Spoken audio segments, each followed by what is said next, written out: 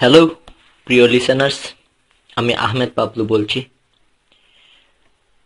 আমি আজ আমার জীবনের একটি স্মরণীয় ঘটনা আমার লিসেনারদের সাথে, আমার ভক্তদের সাথে শেয়ার করতে চাই, যে ঘটনার মধ্যে আমার জীবনের অনেক কিছু হামিয়ে আছে। সেই বিষয়টা আমি আসলে ব্যাখ্যা করে বলতে পারবো না।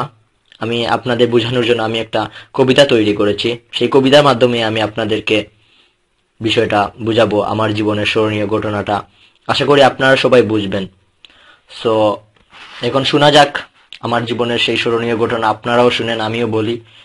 আমি একটা জিনিস চাই, আমি উৎসাহিত হই আর না হই, আমার ঘটনাটা শুনে আমার ভক্তরা, আমার লিসেনাররা যেন উৎসাহিত হয়। সো আমার কবিতার নাম আমি দিয়েছি জান্টুস তুমি কোথায় হামিয়ে গেলে।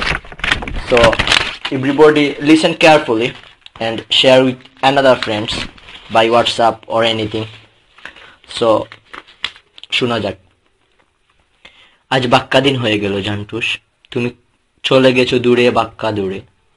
হয়তো তুমি আমাকে পাউড়েও ফেলেছ, তাই তো রাখনি মনে। আত্মা ধরে এসব কি হয়ে গেল জান্টুস, তুমি এক কানে আর আমি আর এক কানে। সবই যেন কেমন দলামচা হয়ে গেছে, গুম হয়ে যেতে চাই বাক্কা দূরে। প্লিজ তুমি ফিরে এসো জান্টুস, সবকিছু পাউড়ে ফেলে। আমরা আগের মতো এক হয়ে যাই, একজন আর একজনের আত্মার ভেতরে হামিয়ে যাই। কি হলো জান্টুস, তুমি মাতছো না কেন?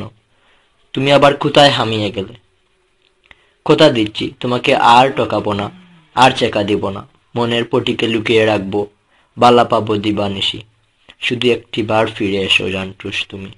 আমি দুরুম চান্দি বলে দেব, আমি তোমাকে আবারও ভালোবাসি, অনেক বেশি ভালোবাসি।